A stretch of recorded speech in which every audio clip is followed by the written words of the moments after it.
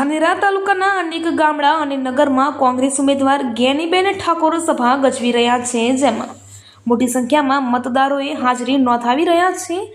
દરેક ગામડા અને ધાનેરામાં મામીદાર સ્વરૂપે મતદારો જ્ઞાનીબેનને દિલથી આશીર્વાદ આપી રહ્યા છે. બીજી બાજુ લોકોના અનેક પ્રશ્નોના ઉકેલની ખાતરી આપતા જ્ઞાનીબેન પણ જોવા મળ્યા હતા. ધાનેરા કોંગ્રેસ જો એકજૂથ થઈ મહેનત કરે તો સમગ્ર તાલુકામાં મોટી લીડ નીકળે એવી પ્રબળ શક્યતા જોવા મળી રહી છે.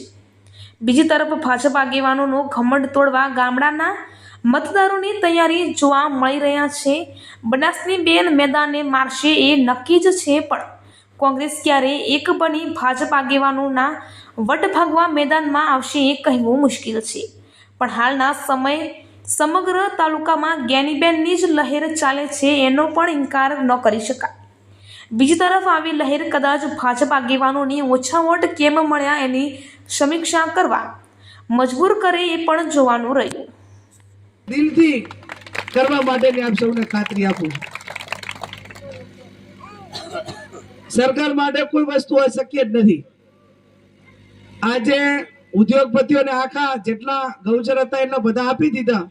અહીંયા પોલિસી કાયદો બનતો હોય તો એક ગરીબને વેચાતી જમીન લઈને પણ સરકારને આપ્યું હોય ને તો એને ખજૂરાના પગ સમાન ગણાય. એમને ઈચ્છા શક્તિ હોય તો, અને ઈચ્છા શક્તિ આપણે ઊભી કરવા માટે કોઈ એક વ્યક્તિથી ના થાય. સરકાર હોય, સરકારમાં પોલિસી બને અને પોલિસીના આધારે આવા પરિવારોનું સર્વે થાય અને સર્વેના આધારે આ પરિવારોને નિયમ અનુસાર અને ક્રમ પ્રમાણે જે પ્રમાણે આપવાનું થાય એ પ્રમાણે પૂરેપૂરા પ્રયત્નો અમારા પોતાના તમામ આગેવાનોના રહેશે. જ્યારે નગરપાલિકા મારી પહેલી ચૂંટણી, મારી આ પહેલી મીટિંગ છે. ગ્રામ્ય વિસ્તારમાં મોટા ભાગના તમામ મીટિંગો કરી, પણ નગરપાલિકામાં પહેલી મીટિંગ છે. ત્યારે આ વોર્ડ નંબર 1 અને 2 એ 1 ને 2 ના ટોટલ નગરપાલિકાનું મતદાન રાવજી કેટલું છે? 22-23 હજાર. તો મર્યાદિત છે. ડીસા અને પાલનપુર નગરપાલિકાનું મતદાન 1-1 લાખનું છે. એના સામે ઘણું ઓછું મતદાન છે ધાનેરા નગરપાલિકાનું. વોર્ડ નંબર 1 ને 2 એટલે 22 એટલે બહુ વધારે એક વોર્ડમાં મતદારો ન ગણી શકાય. એવરેજ 3 કે 4 હજારના 3,000ના એવરેજથી મતદાર ગણી શકાય. અને એમાં તમે આટલી મોટી સંખ્યામાં હાજર રહ્યા એટલે એ તમારી લાગણી, પ્રેમ, સ્નેહ, લાગણી બતાવે છે.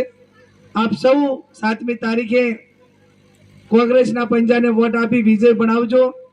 ઠાકોર સમાજને પણ મારી વિનંતી છે કે નથાભાઈ સાહેબે મને ફરિયાદ કરી કે બેન બધાને વોટ આપવા છે પણ તમારા વાળા કોઈ માગવા જ જતા નથી, અને માજા વગર તો તાર માએ કોઈ ના હાલે.